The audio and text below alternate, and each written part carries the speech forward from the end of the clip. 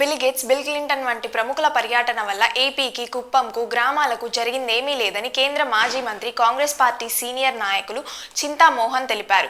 Kuppam press క్లబ్లో మంగళవారం ఉదయం జరిగిన మీడియా సమావేశంలో ఆయన మాట్లాడుతూ, ఏపీ పర్యటనకు బిల్ గేట్స్ వచ్చారు. ఆర్టిఫిషియల్ ఇంటెలిజెన్స్, ఆధునిక వ్యవసాయం గురించి మాట్లాడారు. గతంలో బిల్ క్లింటన్ కూడా ఉమ్మడి ఆంధ్రప్రదేశ్లో పర్యటించారు. వీరి పర్యటనల వల్ల మన రాష్ట్రానికి ఏమి మేలు జరిగిందో నాకైతే కనిపించడం లేదు అన్నారు. కుప్పం అభివృద్ధి, రెండవది ఆర్టీసీ బస్టాండ్లు అమ్ముకోవడం, విమానాశ్రయాలు, మూడవది రాష్ట్ర బడ్జెట్, ఓబీసీలు, ఎస్సీలు, ఎస్టీల స్థితిగతులు, విద్య, ఆరోగ్యం, నిరుద్యోగం. నిన్ననే బిల్ గేట్స్ వచ్చాడు. ఎందుకు వచ్చాడు ఆయన?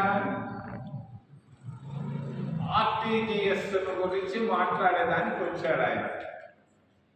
ఆర్టీజీఎస్ అంటే ఏంటి? ఎవరి దగ్గర డబ్బు ఉంది ఆర్టీజీఎస్ ద్వారా ఇంకొకరు పంపించేదానికి? మరి కృత్రిమ మేధస్సు ఉన్న తెలివితేటలకే ఇక్కడ అగచాట్లు పడతా ఉంటే మళ్ళా కృత్రిమ మేధస్సు, ఆర్టిఫిషియల్ ఇంటెలిజెన్స్, అది అధునాతనమైనటువంటి వ్యవసాయం, వీటిపైన మాట్లాడటం జరిగింది. అంతకుముందు బిల్ క్లింటన్ కూడా వచ్చాడు కొన్ని సంవత్సరాల క్రితం. ఈ బిల్ క్లింటన్లు, బిల్ గేట్స్లు వీళ్ళు రావడం వల్ల ఏంటి ప్రయోజనం ఆంధ్రప్రదేశ్ రాష్ట్రానికి, లేకపోతే కుప్పం నియోజకవర్గానికి, గ్రామాలకి? నాకైతే ఏం కనపడటం లేదు.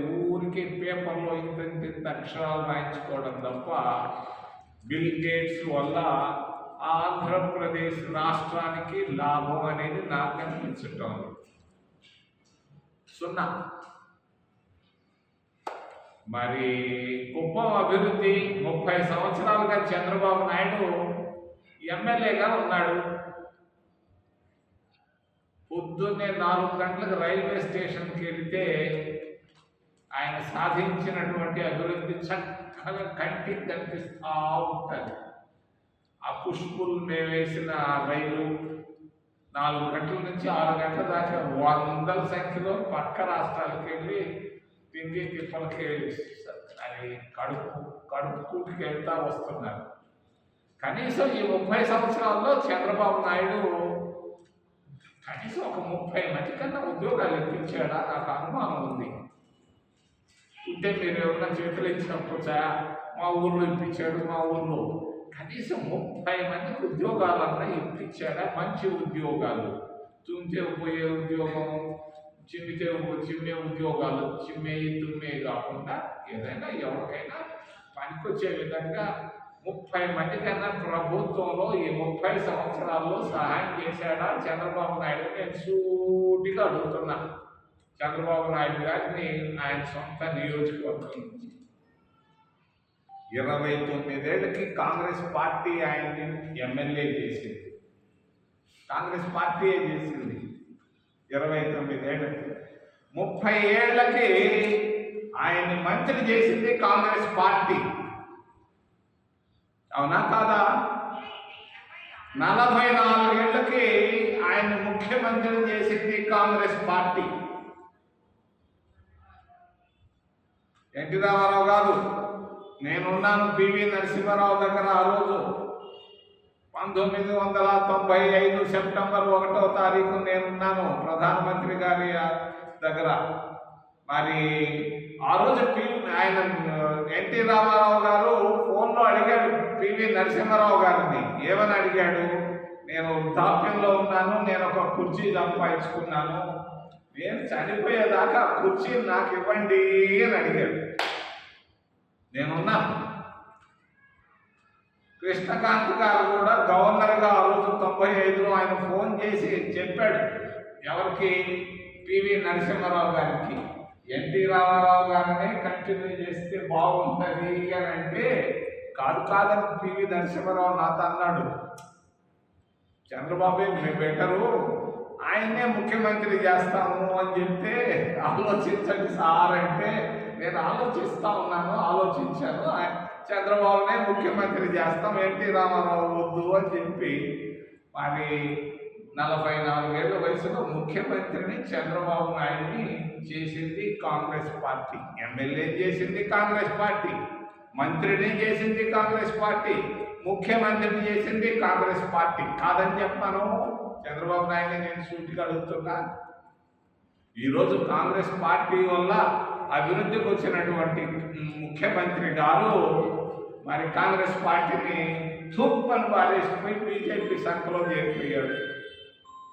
బీజేపీకి ఈరోజు ఆయన ప్రధాన మిత్రుడు. మరి పోయాడు, సరే అక్కడి నుంచి ఏం సాధించుకొచ్చాడో ఆంధ్రప్రదేశ్ రాష్ట్రానికి. ఇప్పటికే 2 బడ్జెట్లు అయిపోయినాయి. మరి నిర్మలా సీతారామన్ దగ్గర నుంచి ఏం తెచ్చాడో ఆంధ్రప్రదేశ్ రాష్ట్రానికి? ఏమైనా సాధించుకొని వచ్చాడా బీజేపీ దగ్గర నుంచి? నాకైతే ఏం కనపడలేదు మన బడ్జెట్లో, కేంద్ర బడ్జెట్లో. మరి ఈ విధమైన పరిస్థితుల్లో ఆంధ్రప్రదేశ్ రాష్ట్రం ఉంది. నేను ఆయన విమర్శించటం లేదు, వాస్తవాలు అడుగుతున్నా. చంద్రబాబు నాయుడు, నువ్వు కాంగ్రెస్ వల్ల ఈ స్థాయికి వచ్చావు, కాంగ్రెస్ కాదని ఆడపోయావు, నువ్వు ఆడేమన్నా సాధించావా? పొద్దున్నే సాయంకాలం దాకా పరిగిస్తున్నాడు. ఎన్టీ రామారావు తెలుగుదేశం పార్టీ ఆంధ్రుడు ఆత్మగౌరవం అంటా ఉంటే వల్ల ఈ స్థాయికి వచ్చావు, కాంగ్రెస్ కాదని ఆడపోయావు, నువ్వు ఆడేమన్నా సాధించావా? పొద్దున్నే సాయంకాలం దాకా పరిగిస్తున్నాడు. ఎన్టీ రామారావు తెలుగుదేశం పార్టీ ఆంధ్రుడు ఆత్మగౌరవం అంటా ఉంటే మరి ఈయన అర్ధరాత్రి ఎప్పుడు పోయి అమిత్ షా దగ్గర కూర్చొని వస్తున్నాడు. ఆత్మగౌరవం ఏమవుతా ఉంది? ఆంధ్రుల ఆత్మగౌరవం ఆలోచించమని నేను చంద్రబాబు నాయుడు గారికి సూటిగా నేను ఆయన నియోజకవర్గాన్ని నుంచి తెలియజేస్తూ, రెండో విషయం ఆర్టీసీ బస్ స్టాండ్. మరి 12 బస్ స్టాండ్లు అమ్మాలంటున్నాడు. అవసరమా? బస్ స్టాండ్ లేదు, అమ్ముకునేది వాళ్ళు వాడికి అమ్ముతాడంట. ఏది? తిరుపతి బస్ స్టాండ్ 20-30 ఎకరాలు ఉంది అంబేద్కర్ విగ్రహం దగ్గర. ఆ 20-30 ఎకరాల స్థలాన్ని అమ్మేసి వాడి దగ్గర వాడికి దాదాపు 1000 కోట్లు ఆస్తే సుబ్బులక్ష్మి స్టాచ్యూ దగ్గర ఉంది, దాన్ని అమ్మేసేయాలంటాడు. అవసరమా? అదే కాదు, నెల్లూరులోనే అమ్మాలంటాడు, వైజాగ్లో అంటాడు, విజయవాడలో ఒక్కొక్క స్థలం విలువ 1000 కోట్లలో ఉంది. మంచి స్థలాలు ప్రైవేట్ వాళ్ళకి ఇవ్వాలన్నది మరి అన్యాయం అని నేను తెలియజేస్తూ, తిరుపతిలో నేను ఎంపీగా ఉన్నప్పుడు విమానాశ్రయాన్ని పట్టుబట్టి తెచ్చాను, అంతర్జాతీయ విమానాశ్రయాన్ని. మరి అంతర్జాతీయ విమానాశ్రయానికి పునాది రాయి కూడా మన్మోహన్ సింగ్ గారి చేతి వేయించాడు. మరి ప్రారంభోత్సవం అయింది. ఈరోజు దాన్ని అమ్మేయాలంటాడు 3000 ఎకరాల భూమిని. ఆయన మంత్రిగా ఒక ఆయన ఉన్నాడు, రామ్మోహన్ రావు అని, రామ్మోహన్ నాయుడు అనుకుంటా పేరు. మరి దాన్ని అమ్మేయాలంటాడు 3000 ఎకరాలు. ఎవరికి? అదానికి. త్రివేంద్రంలో ఒకటి అమ్మేశారు, మరి తిరుపతిలో అమ్మాలనుకుంటున్నారు. మరి మరి బొంబాయిలో ఒక విమానాశ్రయాన్ని పెట్టుకున్నాడు జీవి కృష్ణారెడ్డి అని, నెల్లూరు ఆయన మెరుక్కున్నాడు ఆయన అదాని. మరి ఈ విధంగా విమానాశ్రయాల్ని బస్ స్టాండ్లను అమ్ముకోవడం ఎంతవరకు ధర్మం?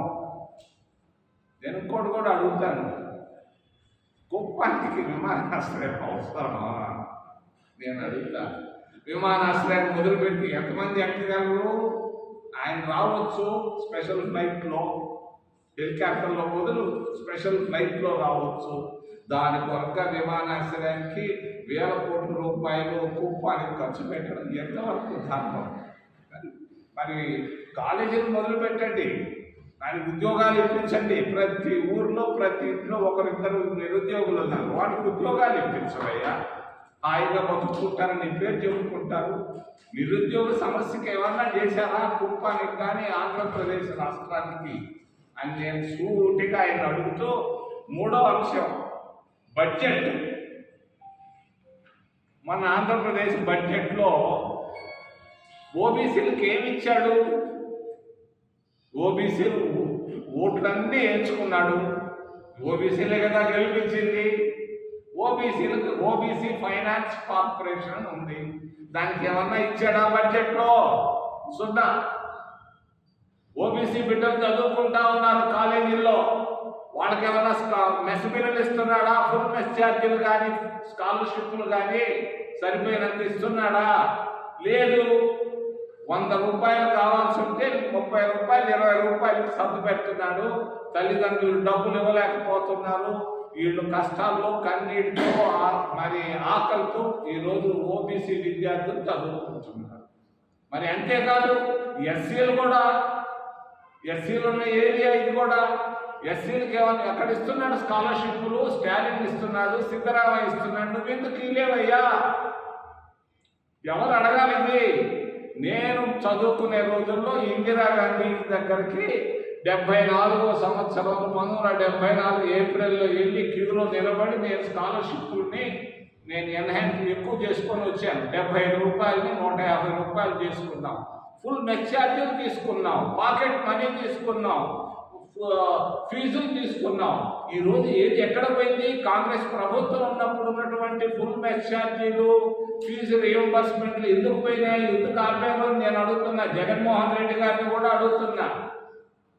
తండ్రి బడి అమ్మబడి అని చెప్పేసి ఈ బిడ్డల భవిష్యత్తులను దెబ్బకొట్టారు. దీన్ని నేను ఖండిస్తున్నా.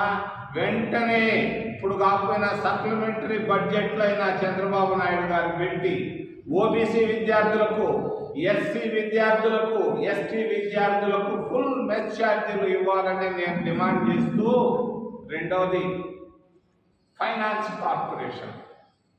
ఫైనాన్స్ కార్పొరేషన్ల వల్ల ఎంత ఉపయోగం ఓబీసీలకు? ఓబీసీల ఫైనాన్స్ కార్పొరేషన్ మూసేశారు. సున్నా. బడ్జెట్లో రూపాయి లేదు. మరి ఎస్సీ ఫైనాన్స్ కార్పొరేషన్లు కూడా మూసేశారు. నయా పైసా ఇవ్వలేదు. ఎస్టీల పరిస్థితి అధోగతిగా ఉంది. ఈ విధంగా రాష్ట్రంలో ఎస్టీలు, ఓబీసీలు, ఎస్సీల స్థితిగతులు చాలా భయంకరంగా ఉన్నాయని తెలియజేస్తూ, ఏదైనా ప్రశ్నలు ఉంటే మిమ్మల్ని అడగమని నేను చేతులెత్తి ప్రార్థిస్తున్నాను.